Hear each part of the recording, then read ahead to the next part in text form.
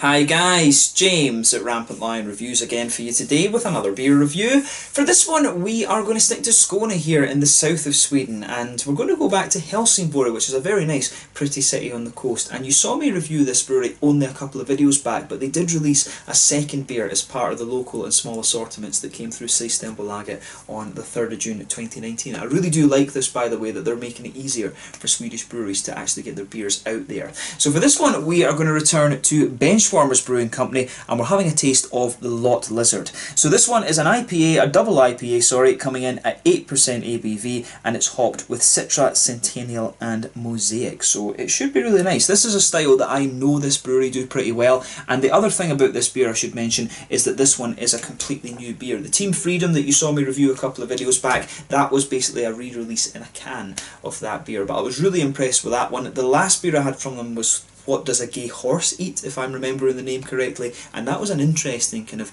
oatmeal IPA. So if you get the chance to try that, I recommend that you do if you want something quite unusual. But looking forward to trying this one, and as always I hope you guys enjoy my take on this beer. So anyway, as is usual with my reviews then, I'll tell you a little bit about the brewery. If you want to get straight to the tasting, just fast forward. All the usual links are in the description below. That's the brewery website, the link to my other reviews that I'll do from Benchwarmers Brewing. I've done 2 already, and hopefully you'll see some more in the near future. There's all the usual social media. If you want to see more beer reviews, do please consider subscribing to the channel. The whole channel, of course, has a geography-based tagging system, so you can go into the homepage and search for beer based on country, city, state, county, prefecture, whatever it is you're interested in. Do check out the playlist of beers from different countries. There is one there for all the Swedish beers that I've reviewed for you, and that's constantly being added to. And as always, please do get in touch and let me know some other beers and breweries that you guys would like to see me review. It's always great to hear from you guys that are watching the videos, and the support that you show the channel is hugely appreciated. So anyway, to tell you a little bit about Benchwarmers Brewing Company then. So as I've told you before,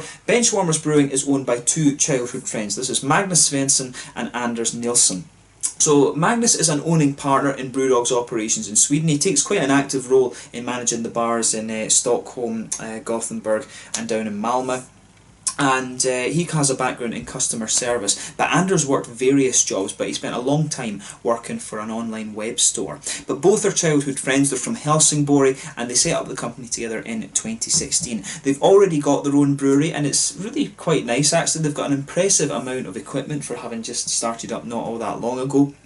But they're based in the south of Helsingborg, and during the summer they open the brewery up as a brew pub with a grill for burgers. If you go on the brewery Facebook just now, which is June 2019, you might be watching this review a little bit later, but if you go on the brewery Facebook, you can see different photos of how they set up the brewery for during the summer months, and it actually looks really nice. I need to go there at some point soon and have a visit of it and film a little out and about review for you. I think that would be a really nice thing to do, and I want to do more of those in Sweden. But they apparently named the brewery Benchwarmers simply because they used to spend a hell of a lot of time sitting on benches together and drinking beer. A bit too much time, they said, but as is the case with most brewers, I'm sure they still drink a lot of beer, but maybe not so much on benches. They probably sit in their brewery and actually do it. But yeah, as I said, this brewery are very good at producing IPAs. I need to have a taste of some other different styles from them, because I think all 3 of the beers that I've tried have been IPAs. So that's a style that this brewery do very well, but I'd love to try a stout or something like that from them. I'll try and make sure that my next review from Benchwarmers is something from the darker side of the spectrum. But yeah, that's all you really need to know about the brewery just now. If you want to learn a little bit more, you can check out the brewery website, and of course you can follow them on Facebook and Instagram and stuff like that as well, and that will keep you up to date with all the latest goings on at the brewery. So yeah, let's get on to the actual tasting of this beer then. As I mentioned earlier, an 8% double IPA hopped with Centennial, Citra and Mosaic. We'll get rid of the brewery notes, and I'll just let you have a little look at the artwork on this one. So as you can see, a nice little chameleon there, which is quite nice. You can see his tail changing colour to purple. I mean, I always found chameleons fascinating. They're really crazy creatures. They've got little crystals in their skin, which, you know, they can change the orientation of the crystals, and that's what actually makes them appear as different colours, which is kind of cool. And, you know, they do this kind of staggered walk so that they just look like leaves going around in the wind. They're really interesting creatures, actually. But, yeah, cool artwork, this one. I don't know what the name where the name comes from. It didn't say on the website or anything like that, but it should be a really interesting beer. So without further ado, let's get it out and we'll get on with the tasting. Just to give you a quick look, there is the Benchwarmers Brewing Company symbol there. But let's get it out and we shall have a taste. This one is a little 330ml can. A lot of Swedish breweries are going for the 440s these days, but still a good number are sticking to the 330s. But we'll just pour this one fairly carefully. Oh! Now, this is interesting. Is this going to be a West Coast IPA? Not a lot of brewers are still brewing the West Coast IPAs, so I'm wondering about this because I've been complaining on the channel a little bit that I've been missing these nice West Coast IPAs. So yeah, this one, if I hold it up to the light, it's a lovely kind of golden straw colour, this beer. There's a solid 3/4 of a finger of a frothy, perfect white head, I would say, a little bit bumpy in the middle, but a perfect white head on this one, and you know, it looks really nice. Definitely not out with the realms of possibility for an IPA, but in terms of its appearance, you know, you might well think that this one was a lager or something like that, but definitely a nice West Coast, a nice light yellowy golden West Coast type looking IPA, this one. So you can see some big bubbles sticking towards the side of the glass and a few ones just heading up towards the bottom of that head, but yeah, it looks very, very nice. So let's take a closer look at that aroma then and just see how we get on. Now that's an interesting one. The aroma of this beer, you can pick out a little bit of a kind of mango-y note to it, which will be the citra. The lemons, they're a good bit of a lemony quality from it, and I always remember Centennial is giving you this kind of lemon sherbety quality. If you take it in a little bit more kind of deeply, I would say that there's quite a nice there's a nice kind of orangey, tangerine note to this one. And I've always found that Mosaic gives you that nice, oily, juicy, tangerine quality to the beer. So yeah, and you can pick out, there's a little bit of a kind of complexity in there, maybe, you know, a little bit of the kind of lemon limey notes that are coming from, that you would get from Citra. So the fruits in this one I'm finding are quite prominent. They are trying to bounce out there a little bit. There's also a good little bit of a floral aromaticity coming out of this beer, so the green side of the hops is definitely leaning towards that kind of punchy floral side of things too, which is quite nice. So yeah, this is a really interesting aroma to the beer, quite a punchy, fruity and also quite floral IPA. In terms of the malt base, I'm not getting too much out of this one, and to be honest with you, overall I would say the aroma of this beer isn't too punchy. You get a nice sort of juicy fruity quality. When you're far away from it, you can kind of smell the fruits out of it. Like if I kind of waft it like this, I can get some nice sort of juicy fruity notes and a bit of the floral aromaticity. But when you actually go close into it, to be honest with you, it's quite a sort of mild, well-mannered beer, if you like. It's not too punchy, I don't think, in terms of its aroma, even when I sugar it up. Yeah, on the malty side of things, you can smell, I think there's a little bit of a biscuity kind of caramel in this one. You can pick up a little bit of a pale malty quality too. So this will be an interesting one. I really don't think that is as punchy in its aroma compared to Team Freedom, but I'm sure, knowing this brewery, I'm sure it will make up for that in the flavour. So we'll have a taste of this one then and see how we get on. As I always say, just take a little bit of time and enjoy the aroma of the beer before you get stuck into it. But this one is the Lot Lizard, their new double IPA from Benchwarmers Brewing Company in Helsingborg in Skåne here in the south of Sweden. Let's get stuck in. Slange, skål.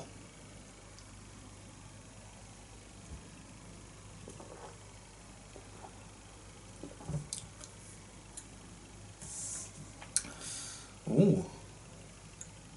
Now that's quite interesting. Definitely more of a West Coast IPA, that one. It's nice, but it's really interesting. It's given me quite a sweet, almost, it's got a really interesting sweetness that comes out in the middle of the palate, actually. So it's really unusual in that regard. Let's take another sip.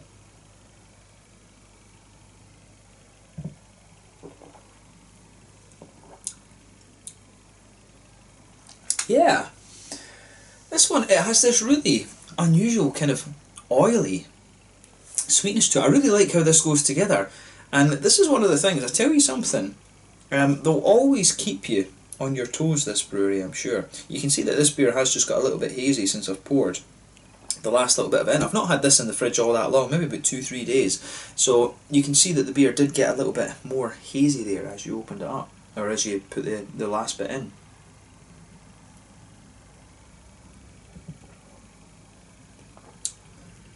Yeah.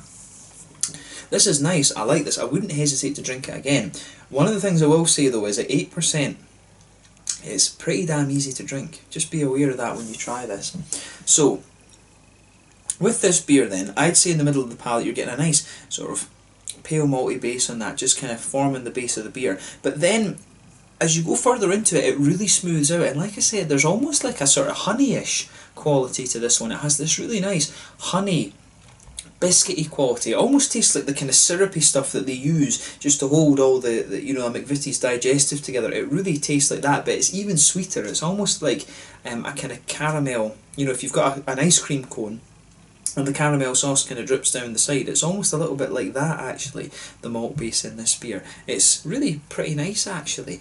The thing I will say about this one is, it's not going to blow your head off in terms of IBUs. You know, if it was a proper West Coast IPA, it would absolutely just blast, blast you with these kind of resins and things, or some floral aromaticity from Chinook or Columbus or something like that.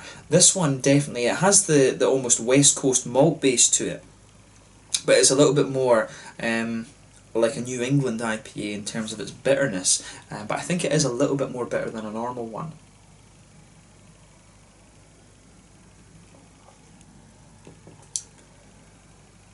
No, to be honest, I'll take that back. In terms of the IBUs, it is pretty similar to a New England IPA. So probably a good way to describe this one is a sort of yeah, it's a West Coast malt base with the New England bitterness. I think that's a good way to kind of sum up this beer. It's almost like a honey New England IPA, something like this. This is a very interesting one. It certainly does work. I like how it goes together. And you'll find as well when you take it in, the honey sweetness is coming out. It comes out a little bit more towards the front of the palate. You can feel in the centre of your palate you've got that nice biscuity note, but the almost honeyish sweetness that this beer has is a little bit out towards the front of the tongue. The hoppy side of this beer is really interesting as well. There's a good little bit of complexity from the hops. Back corners of the palate, little touch of an earthiness there. As you come further forward, nice little bit of a kind of floral aromaticity. Maybe a little tiny touch spicy, but not too much. The earthiness, as I say, comes from the mosaic.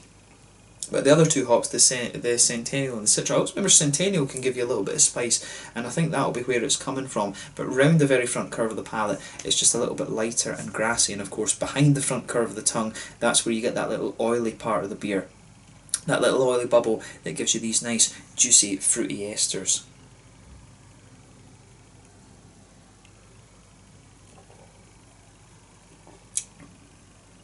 But yeah, fruity side of this beer is quite nice. At the back of the palate, sorry, not the back of the palate, the back of that oily bubble, you can feel a little bit of that darker grapefruity note coming out of this one. That is from the Citra. Depending on what you mix the Citra with, it will give you a little bit of a grapefruity note.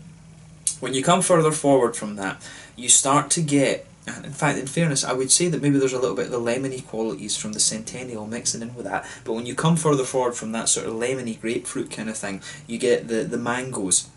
Then a little bit further forward from that, you get the sort of tangerine oranges from the mosaic. The mangoes are coming from the Citra. And then on the very tip of the tongue, you get a little bit more of that kind of lemony note from the Centennial, and you're getting this almost lemon limey quality as well. It's the lemon and the lime is kind of going together quite interestingly, and that's some of the complexities that you'll get out of the Citra. Sometimes you can get a little touch of blueberry from mosaic, but I think when you've got Citra and Centennial in there, which can kind of have interesting effects on each other in terms of flavour. I've noticed that in one or two beers. Because you don't get the lychee and the gooseberry flavours that you can sometimes get from Citra. You certainly don't get those in here. I'm not getting some of the kind of little blueberry notes that you can pick out from the you can sometimes pick out from Mosaic either. It's a really just very interesting blend of flavours, to be quite honest with you. This beer is a little bit full of surprises. It's not like it's not like any other IPA I can think of that I've had, so it's difficult to compare this to anything. It's almost like a honey base IPA with the New England bitterness, and then some just quite oily fruits. The fruity side of this beer is quite oily, to be honest with you.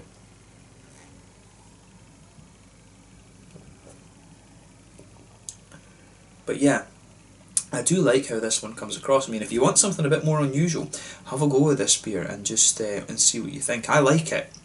I do like the sweet malty backbone that it has. I like beers that are balanced in this kind of way. So it's got the balance of a West Coast IPA, the hoppiness, the bitterness of a New England one, and then some of the oily fruits that probably you would expect a little bit more of a West Coast IPA as well. This is a really interesting one, but thumbs up to Benchwarmers for trying something a little bit different. I wouldn't hesitate to drink this again, but I would say at 8%, you maybe only want to drink one of these at a time, to be honest with you. I can feel the alcohol kind of going to me a little bit with this beer. But yeah, in terms of the mouthfeel then, I'd describe this one as fairly full-bodied. Carbonation's very smooth in this. It really leans towards the oily side of things. Really quite an oily beer, this. The malty side of things, mainly again quite sweet and quite oily. That honeyish quality is very, very oily. Nice little bit of hoppy bitterness. I would say, you know, I'd be surprised if this one's more than 20 IBUs, maybe 25 at an absolute push. But the fruity side of the beer is also really quite oily as well. So really this is a big oily IPA, this one, but I certainly like how they've done it. And you know, the oatmeal IPA was an interesting one. This is another one that's kind of caught my attention in that regard too. So well done to the guys at Benchwarmers Brewing for having a go at this one. And I'm curious to see what they produce next, because they seem to try a few different things. But I really hope that I can review a stout or something a little bit darker from them. And see how they do with that. But yeah, let's leave it at that. This one was the Lot Lizard, an Imperial or double IPA, however you want to term it, coming in at 8% ABV from Benchwarmers Brewing in Helsingborg here in Skåne in the south of Sweden. Have a go at this beer for yourself, because I think it is one of the more unusual IPAs that you're going to try over the next little while. But yeah, thank you again for watching. Let me know your own thoughts on this beer in the comment section below. Let me know what your favourite beers are from Benchwarmers as well. Do give me some other Swedish brewery recommendations, because there's so many of them these days that it's quite difficult to keep up, so do let me know those as well. But thank you again for watching, and I will catch you guys very soon. The Lot Lizard, a double IPA, coming in at 8% ABV from Helsingborg here in Skåne in the south of Sweden. Until the next time, Slanja just now, check out my social media, and I'll catch you guys very soon. Slanja, skål. Try some of these beers. Yeah.